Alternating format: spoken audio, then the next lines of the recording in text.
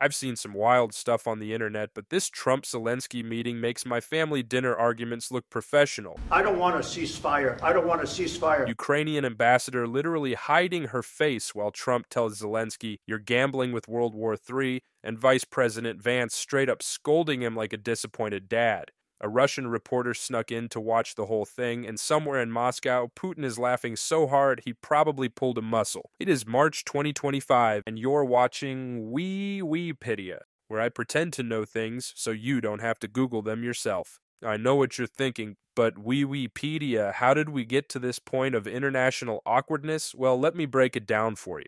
By late February 2025, the Ukraine war had been raging for over 3 years, with U.S. support being crucial to Ukraine's defense. Trump, back in the White House after winning in 2024, had campaigned on ending the war quickly and was pretty skeptical about continuing to send aid. He even had some chats with Putin without involving Ukraine. Talk about third-wheeling a country. The meeting was supposed to be about finalizing a minerals for aid agreement and discussing security guarantees. Basically, Trump wanted Ukraine to give U.S. companies access to their mineral resources as a thank you gift for all the help. It's like when your roommate gives you a ride to the airport, but then expects to borrow your PlayStation for a month. The talks were meant to be diplomatic. Well, thank you very much. It's an honor to have President Zelensky of Ukraine. But when reporters showed up, things went south faster than my self-esteem when I look in the mirror. And what you're doing is very disrespectful to the country. During their conversation, Trump made it crystal clear that U.S. assistance wasn't an all-you-can-eat buffet. He told Zelensky that Ukraine needed to show more gratitude. You have to be thankful. You don't have the cards. You're buried there. Your people are dying. You're running low on soldiers. Listen, you're running low on soldiers. Zelensky tried to explain that Ukrainians do value U.S. support, but they're kind of busy, trying not to get invaded. Trump pushed for an immediate ceasefire or negotiations with Russia, arguing that Ukraine was in a weak position. It's like telling someone who's hanging from a cliff that they should consider letting go because their arms must be tired. Zelensky wasn't having it, warning that Putin would treat a ceasefire agreement like I treat my New Year's resolutions, completely ignore it after day 3. He broken this ceasefire. He killed our people, and he didn't exchange prisoners. We signed the exchange of prisoners, but he didn't do it. But the real showstopper came when Trump actually looked Zelensky in the eye and told him he was gambling with World War III by refusing peace talks. You're gambling with World War III. And what you're doing is very disrespectful to the country, this country. It's like telling someone who's being robbed that they're risking neighborhood property values by not handing over their wallet faster. That comment alone sent diplomatic eyebrows so high they nearly left Earth's atmosphere. The press Q&A that followed was the most awkward diplomatic exchange ever. Why don't you wear a suit?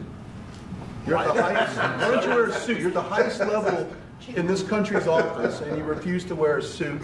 Just want to see if you do you own a suit? Yeah, problems. A lot of Americans have problems with you not respecting the dignity of this office.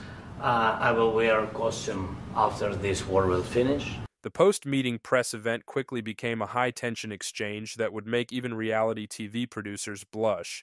Trump, looking about as comfortable as a cat in a bathtub, accused Zelensky of being ungrateful for U.S. aid. He warned him. But you're either going to make a deal or we're out. And if we're out, you'll fight it out. I don't think it's going to be pretty, but you'll fight it out. But you don't have the cards. But once we sign that deal, you're in a much better position. But you're not acting at all thankful.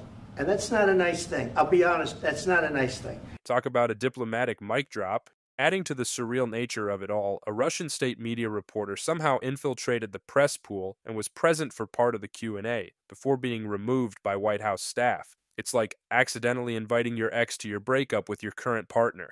The bizarre moments just kept coming. When a journalist asked what would happen if Russia violated a proposed ceasefire, Trump just shrugged and said, "She's asking what if Russia breaks the ceasefire?" What if anything? What if a bomb drops on your head right now? Okay? What if they broke it? Vice President Vance decided to join the awkward party by scolding Zelensky outright. Have you said thank you once? Offer some words of appreciation for the United States of America and the president who's trying to save your country. I think it's disrespectful for you to come into the Oval Office and try to litigate this in front of the American media. And do you think that it's respectful to come to the Oval Office of the United States of America and attack the administration that is trying to prevent the destruction of your country? I haven't seen someone demand gratitude that aggressively since my cat brought me a dead mouse and waited for applause.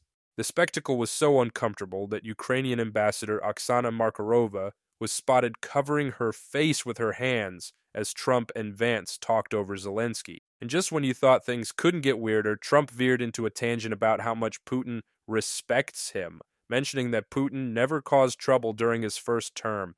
I don't know. They broke it with Biden because Biden, they didn't respect him. They didn't respect Obama. They respect me. Let me tell you, Putin went through a hell of a lot with me. He went through a phony witch hunt.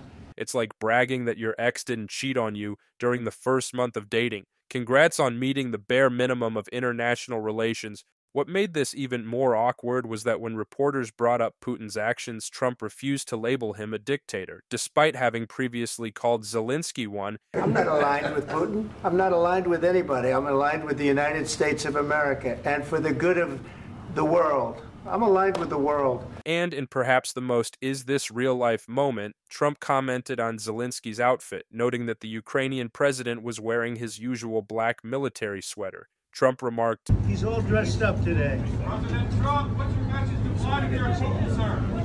President Trump, Thank you very much. The meeting concluded with no agreement signed. The minerals deal, shelved. The security pact, forgotten. Trump declared Zelensky not ready for peace and walked out. All right, I think we've seen enough. Canceling the planned press conference faster than I cancel my gym membership every February. Not content with the in-person drama, Trump immediately took to social media to announce that Zelensky had disrespected the United States of America in its cherished Oval Office, and would not be welcomed back until he was ready for peace. The media reaction was exactly what you'd expect. U.S. mainstream outlets called it a diplomatic disaster and a win for Russia. Ukrainian media described it as the worst meeting of any Ukrainian president in the White House.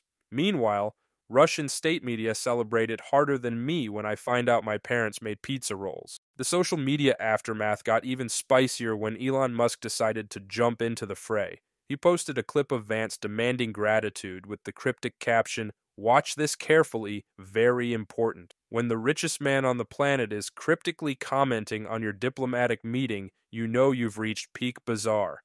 After the Q&A, Zelensky responded to Trump's lack of gratitude comments by posting multiple thank you messages to various Western leaders on social media. So what's next? Analysts expect Trump to limit aid unless Ukraine makes concessions, and Zelensky may now rely more on Congress than direct talks with Trump. Europe might step up to fill the void, but nobody can replace the U.S. completely. It's like trying to replace coffee with tea.